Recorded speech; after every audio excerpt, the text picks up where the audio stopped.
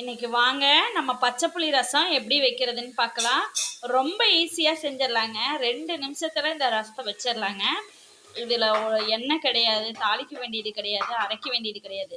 வெங்காயம், பச்சை மிளகா இது எல்லாத்தையும் பச்சையாக போட்டு நம்ம கரைச்சி எடுக்கிறதாங்க இது. நான்வெஜ்ஜுக்கெல்லாம் சீக்கிரமே இது ஜீரணம் ஆயிருங்க. நான்வெஜ் அன்னைக்கு கண்டிப்பாக எங்கள் வீட்டில் இந்த ரசம் தாங்க இருக்கும். நான் எந்த மிளகு ரசம்லாம் தாளித்து வைக்க மாட்டேங்க. இந்த ரசம் ரொம்பவே நல்லா இருக்குங்க. வாங்க இப்போ எப்படி செய்யறதுன்னு பார்க்கலாம்.